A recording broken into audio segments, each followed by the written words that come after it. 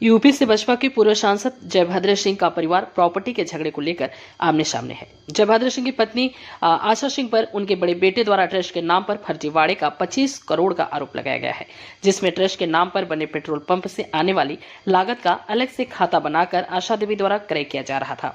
इसके विरोध में उनके बेटे द्वारा आरोप लगाया गया है कि ट्रस्ट के नाम पर बने अकाउंट से अलग अकाउंट बनाकर पैसे का लेन देन किया जा रहा है, जिसमें 25 करोड़ रुपए का घोटाला अभी तक किया गया है, जिसकी शिकायत मिर्जापुर पुलिस अधीक्षक से की गई है, जिसकी जांच चल रही है। वही दी गई शिकायत जिसकी जांच चल रही है। फिलहाल सियासी परिवार पैसे को लेकर आमने सामने है। एक तरफ यहाँ बेटा अपनी मां पर अलग अकाउंट बनाकर फर्जी बड़ा करने का आरोप लगा रहा है, तो वही दूसरी तरफ मां भी बेटे पर धमकी देने सहित कई आरोप लगाया है।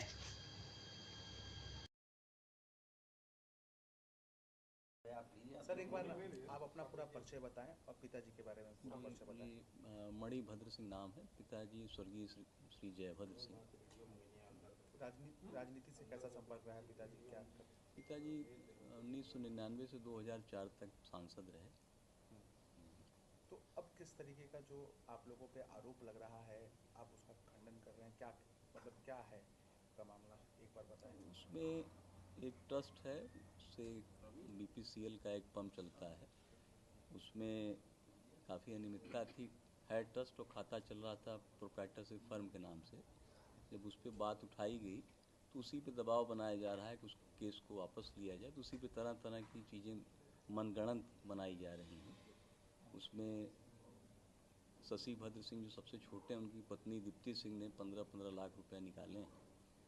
तो ये चीज़ें बिल्कुल गलत हैं। जब उस पर बात हम लोगों ने उठाया तो सिर्फ गलत चीज़ें जो हैं उसको दबाने के लिए। तो क्या जो ट्रस्ट है सिर्फ उसको सीज कराने के लेकर के इस तरीके के आरोप लगाए जा रहे हैं?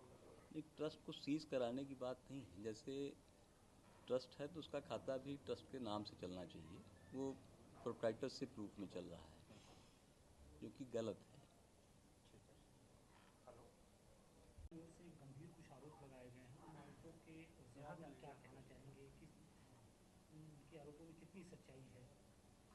सबसे पहला तो यही है कि जिस दिन की घटना है उस दिन मैं रवि भद्र सिंह और मेरी पत्नी सुमन सिंह दोनों लोग वहाँ थे ही नहीं। दोनों लोग बनारस के बाहर थे। हमारी पत्नी लखनऊ में रहती है, मैं अम्बेडकर नगर में रहता हूँ, तो हम लोग तो थे ही नहीं और इसलिए हम लोग का तो कोई इन्वॉल्वमेंट ही नहीं है। इनके रिश्तेदार जो आए थे बेचारे अपने बेटे के साथ आए थे जो कि नाबालिग है, उसके ऊपर भी आरोप लगा दिया गया है। हाँ, उसके ऊपर भी आरोप लगा दिया गया है और उनको बेचारे को बेमतलब का जिसका भी पूरा भविष्य आगे बचा हुआ है वो भी बर्बाद हो जाएगा। मुझे ऐसा लग रहा है कि जो अभी नाबालिग लड़का है तो कल उसको कैसे उसका शिक्षा या नौकरी में क्या होगा, उसका भी लाइफ काफ़ी बर्बाद करने का प्रयास किया गया है। क्या पूरा मामला है? मामला ट्रस्ट से जुड़ा हुआ है जिसकी ब्रीफिंग मैंने आपको दे दी है। और हाँ, एक ये जो है एक पेट्रोल पंप चलाती हैं ट्रस्ट का, जो कि व्यक्तिगत खाते से चला रही हैं और गलत व्यक्तिगत खाते से चला रही हैं।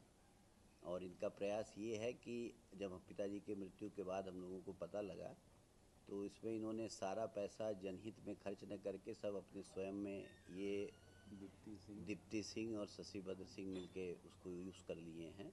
तो उसके खिलाफ कंप्लेन की गई है, तो हम उस कंप्लेन को वापस ले लें, सारा इनका प्रयास यही है। दीप्ति सिंह, शशि सिंह जिनके बारे में आप जिक्र कर रहे हैं, ये आपकी माता जी से उनका क्या रिश्ता है? और शशि भद्र सिंह हमारे भाई हैं। इन्वॉल्व थे? शशि भद्र सिंह तो भाई ही हैं, दीप्ति सिंह उनकी पत्नी हैं। और क्योंकि वो लोग हर जगह साथ में रहते हैं, हर चीज़ों में इन्वॉल्व हैं, बाकी खाते में भी उन्होंने पैसा लेन देन किया है, तो इसलिए उनका इन्वॉल्वमेंट है इसमें। लगभग अभी तक कितना पैसा अभी लोग निकाल चुके होंगे खाते से, कितने के? खाते से तो नहीं, कैश ये लोग लगभग 25 करोड़ रुपए निकाल चुके होंगे। अभी आप लोग कंप्लेन किए उसके बाद क्या खाता सीज किया गया है, क्या किया खाता, हाँ, ये खाता जो है सीज हो चुका है और बैंक ने सीज किया है क्योंकि उसमें उनको अनियमितता मिली, तो बैंक ने वो खाता सीज कर दिया है। क्योंकि आप लोग एक बड़े सियासी घराने से हैं और बहुत से लोग हैं इस बात को लेकर चर्चा कर रहे हैं कि माता और बेटे आमने सामने हो गए हैं, तो तो ऐसे में लोगों से आप क्या अपील करना चाहेंगे, क्योंकि जिस तरीके से अब ये जो लड़ाई है वो सरेआम होती जा रही है, कोर्ट कचहरी तक मामला पहुंच गया है। देखिए, सबसे बड़ी बात यह है कि शशि शुरू से ही अपराधी किस्म के रहे हैं। उन्होंने बलात्कार भी किया है, उनके ऊपर एफआईआर भी हो चुका है। और माँ बाप को चाहिए कि हमेशा गलत जो करता हो उसका साथ नहीं दें, क्योंकि गलत